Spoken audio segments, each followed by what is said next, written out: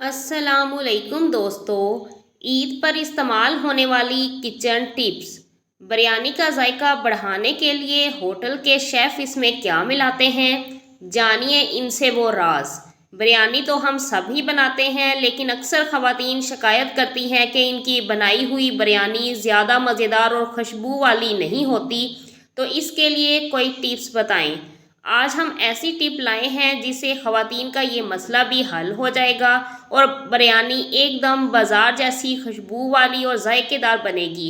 ये टिप इस मरतबा बिरयानी बनाते वक्त ज़रूर अपनाएं और फिर हमें बताएं कि कैसी बनी आपकी बिरयानी। टिप: अगर बिरयानी को जायकेदार बनाना चाहती हैं तो इसमें प्याज ज़्यादा रखें।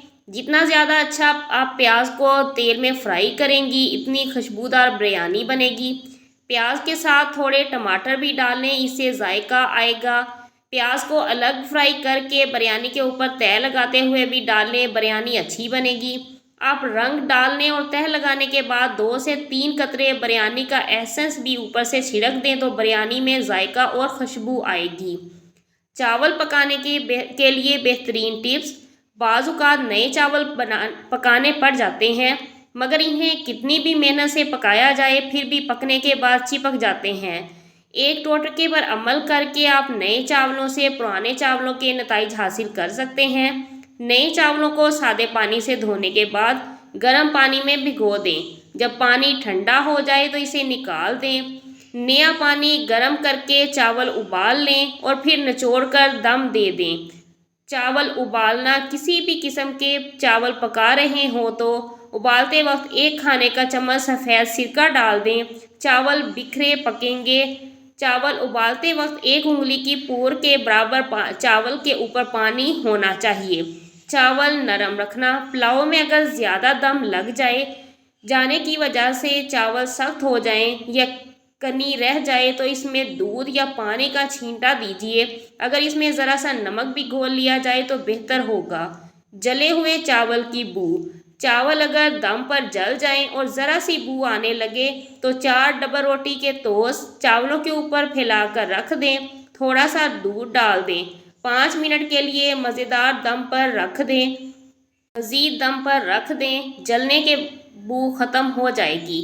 चावलों का ज़र्दा पकाने के लिए लकड़ी का चम्मच इस्तेमाल करें। स्टील के चमचे से चावल अकड़ जाते हैं। कुछ मीठा भी तो ईद पर पकाना है ना। खीर, फिरनी, ज़र्दा: अगर आप खीर बना रही हैं और वो भी घर में ही तो 2 टिप्स आजमाइएगा।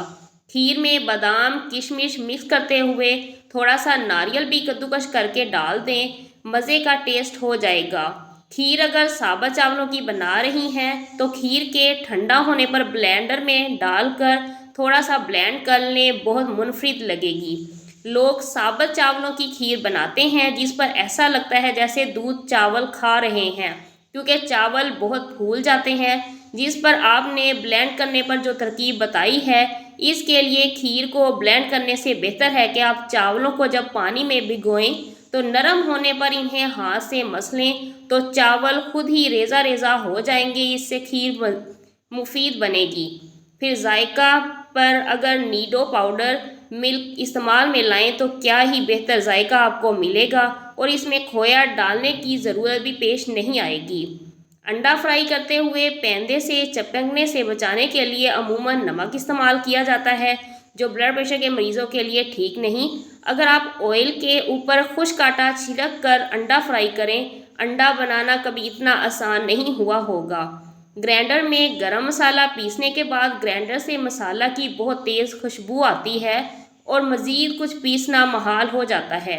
मसाला पीसने के बाद मुट्ठी भर कच्चे चावल ग्राइंडर में पीस लेने से खुशबू काफ़ी हद तक दूर हो जाती है। पराठों को फ्रीज़ करने के लिए पराठे को बेलकर दोनों तरफ तेल लगाकर बटर पेपर पर लगाएं, फिर इस पर दूसरा पराठा रखें और बटर पेपर लगाकर फ्रिज में रख दें।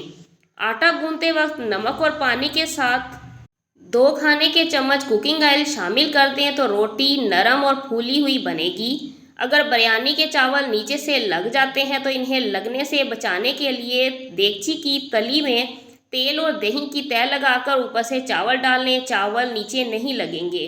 मसूर की दाल पकाते हुए अगर इसमें हल्दी या घी शुरू में ही डाल दें तो दाल जल्दी गल जाएगी। पालक उबालते वक्त इसमें चुटकी भर खाने का सोडा शामिल कर दिया जाए तो इसकी रंगत और जायके में फ़र्क नहीं आता। अगर आप आम तवे को नॉन स्टिक तवे में बदलना चाहती हैं तो आलू या प्याज के टुकड़े को पहले हल्के गरम तेल में भिगोएं, फिर इसमें नमक और सरसों का तेल लगाकर तवे पर अच्छी तरह रगड़ें। आपका तवा नॉन स्टिक तवे में तब्दील हो जाएगा। कीमे की रोटी को फ्रीज करने के लिए मैदा छिड़ककर बटर पेपर पर रखें ताकि वो चिपके नहीं। इसे कच्चा या पक्का किसी भी सूरत में फ्रीज किया जा सकता है। 1 मिनट तक तवे पर उलट पुलट कर फ्रीज़र कर दें तो कम से कम 20 दिन तक ख़राब नहीं होगी। भिंडियों को पकाते वक्त अगर नींबू के चंद कतरे या 2 चम्मच इमली का पानी शामिल कर दिया जाए तो इनकी नरमी पकने के बाद भी बरकरार रहती है। हींग का इस्तेमाल खानों में ना सिर्फ जायका लाता है बल्कि ये हाजमे के लिए भी मुफीद है। फूल गोभी की रंगत को पकाने के दौरान भी बरकरार रखा जा सकता है। इसके लिए आप पकाते वक्त इसमें नींबू का छिलका डाल दें। मटर को ज़्यादा अरसे तक महफूज करने के लिए इसके दाने निकाल कर फ्रीज़ कर लें। खीरा छीलने के बाद छिलके को कचरे में ना फेंकें बल्कि इन्हें बावर्ची खाने के कोनों में डाल दें, कॉकरोच नहीं आएंगे। चूंटियों से बचने के लिए शक्कर के डब्बे में 3-4 लौंग डाल दें। ब्लेंडर को धोना बहुत मुश्किल होता है, ब्लेंडर हाथ पर लग जाए तो नई मुसीबत, इसलिए इस्तेमाल के बाद ब्लेंडर में साफ़ पानी और बर्तन धोने का साबुन डालकर थोड़ी देर के लिए दोबारा चला दीजिए, फिर साफ़ पानी से धो लें। ब्लेंडर धोने में मसला नहीं होगा। फीडर के निप्पल में चिकनाई जमा हो जाए तो साफ़ करना बहुत मुश्किल हो जाता है। निप्पल धोकर इसमें चुटकी भर नमक डाल दें। 10 मिनट बाद गर्म पानी से धो लें, चिकनाई ख़त्म हो जाएगी। अंडे की जर्दी को सफ़ेदी से अलहदा करने के लिए एक कटोरी में अंडा तोड़ लें। एहतियात करें कि जर्दी ना टूटे। अब एक प्लास्टिक की खाली छोटी बोतल लेकर इसे दरमियान में से अच्छी तरह दबाएं और कटोरी में मौजूद जर्दी के करीब जाकर इस पर से दबाव छोड़ दें। जर्दी बोतल में मुंतकिल हो जाएगी। अंडा बॉयल करते वक्त ज़रा सा ऑयल पानी में शामिल कर दें या अंडा बॉयल करने के बाद कुछ सेकंड्स के लिए ठंडे पानी में रख दें। छिलका उतारना बहुत आसान होगा और बगैर डेंट के अंडा आपके हाथ में।